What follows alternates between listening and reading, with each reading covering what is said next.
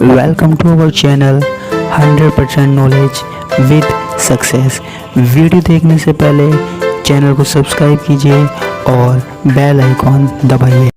नमस्कार दोस्तों, स्वागत है आपका एक बार फिर से बीएससी सेकेंड ईयर की क्लासेस में। पिछली क्लास में हमने ब्रोंस्टेड व लोरी के सिद्धांत के बारे में पढ़ा था। देखो, इस सिद्धांत को चाहे कितना भी अच्छा माना जाए, लेकिन इसमें कुछ ना कुछ कमी निकल के आई। इसमें जो जो कमी निकल के आई है हम उनकी बात करेंगे, फिर उसके बाद हम आगे की बात करेंगे। ठीक है। देखो, इस सिद्धांत ने कहा कि जो H+ आयन दे रहा है वो हमारे पास एसिड है, और जो H+ आयन ग्रहण कर रहा है वो हमारे पास क्या है, बेस है या क्षार है। लेकिन दोस्तों ये बताओ कि जिनमें H+ आयन होगा ही नहीं वो कहाँ से एसिड होगा। ठीक है।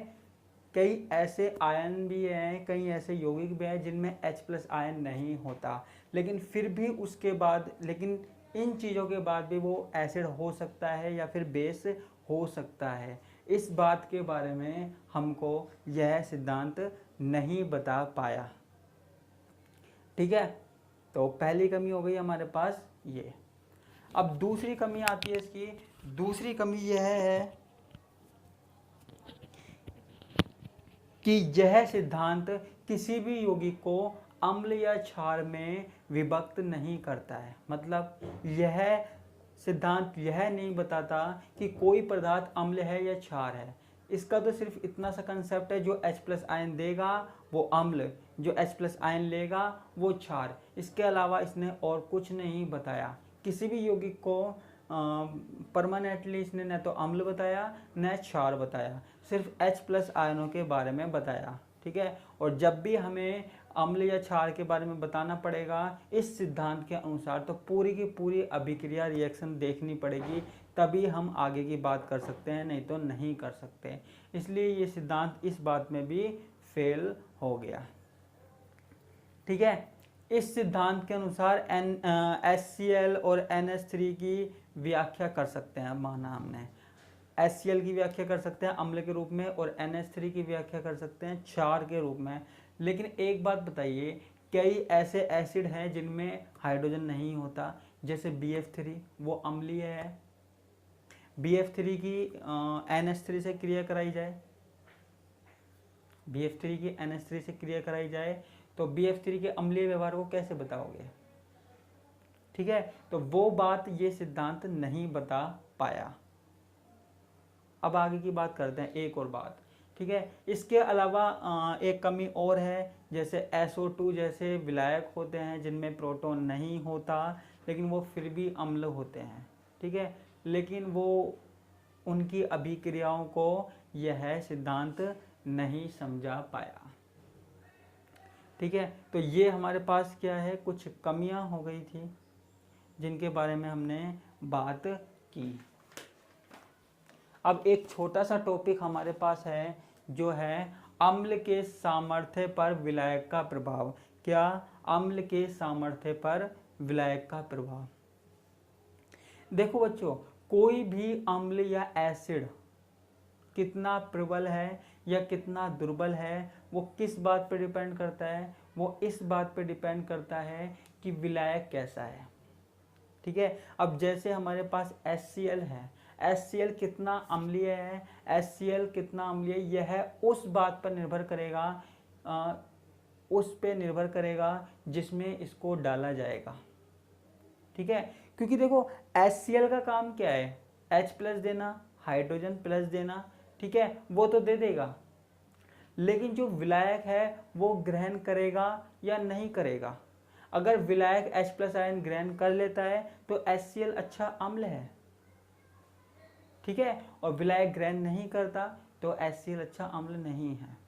ठीक है। जैसे एक टीचर होता है, अपनी तरफ से पूरी कोशिश करता है, अच्छी नॉलेज देने की कोशिश करता है। अब अगर बच्चे ने वो नॉलेज को ग्रहण करके अच्छे नंबर पा लिए तो टीचर अच्छा हुआ, लेकिन उसी नॉलेज को अच्छे से नहीं दे पाया, या फिर टीचर ने वही नॉलेज दी और कोई स्टूडेंट वो नॉलेज नहीं ले पाया, तो फिर भी क्या कहेंगे, टीचर बुरा है।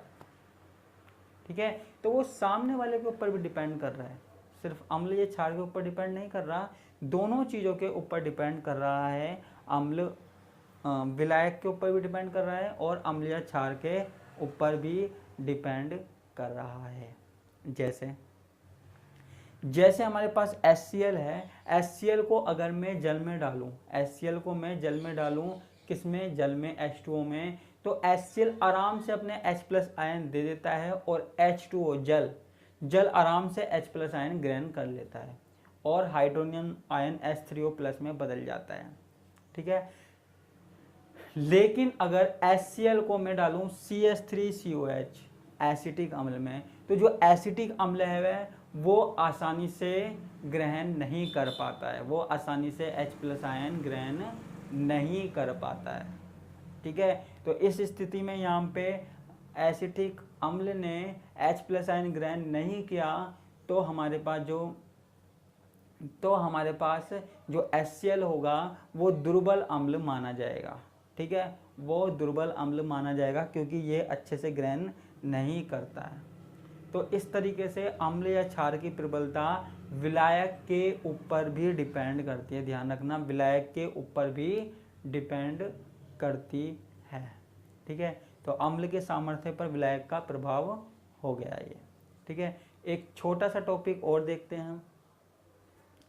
एक छोटा सा टॉपिक है उभय प्रोटोनिक विलायक। ठीक है। अब ये क्या चीज है?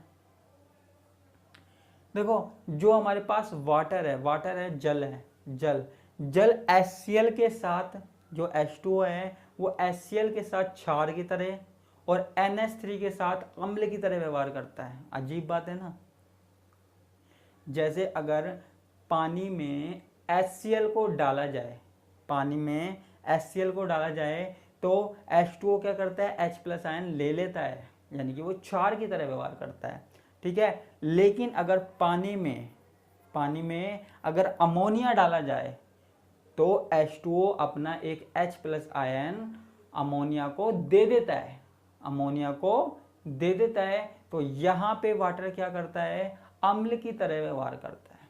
ठीक है। तो जो वाटर है वो अम्ल की तरह व्यवहार भी कर रहा है और क्षार की तरह भी व्यवहार कर रहा है, यानी कि एसिड भी behave like a acid and behave like a base. ठीक है।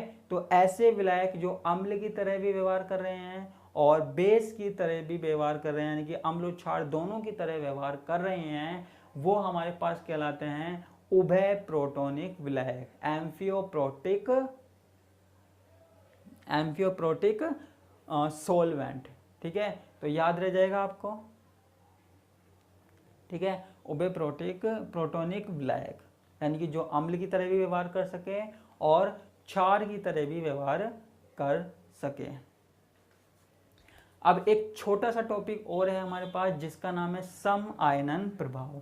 क्या है? सम आयनन प्रभाव। ठीक है।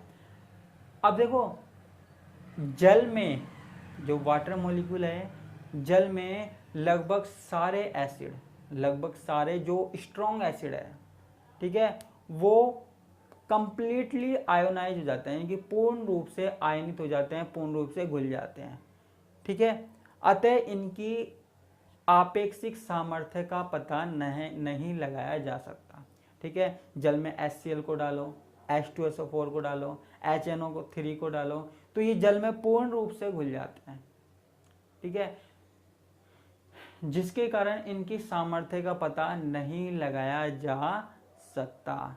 ठीक है। सब समान रूप की प्रबलता दर्शाते हैं। ठीक है। तो इस तरीके के विलायक को हम कहते हैं सम आयनन विलायक कहते हैं, और इस प्रभाव को हम क्या कहते हैं, सम आयनन प्रभाव कहते हैं। ठीक है। तो ऐसी स्थिति में अगर हमको किसी अम्ल की प्रबलता को देखना है तो हम उसको जल में नहीं ले सकते, हमें किसी और विलायक में लेना पड़ेगा, तभी ही हमें उसकी अम्लता का पता लगेगा, एसिडिटी का पता लगेगा। ठीक है। तो आज की क्लास में इतना ही। उम्मीद करता हूँ आपने कल वाली क्लास भी देखी होगी। और एक बात और बोलना चाहूँगा मैं आपसे कि जो मेरी क्लासेस पिछली वाली रह गई है वो डिस्क्रिप्शन बॉक्स में लिंक दिया हुआ है, उन पे जाकर आप देख सकते हो पिछली क्लासेज को, ठीक है। और अगर आपको कोई प्रॉब्लम हो तो मुझे कमेंट बॉक्स में बता सकते हो, साथ में मेरे व्हाट्सएप पे मैसेज कर सकते हो या फिर इंस्टा पे मैसेज कर सकते हो, ठीक है। तो आज की क्लास में इतना ही। नमस्कार, धन्यवाद, टाटा, बाय बाय।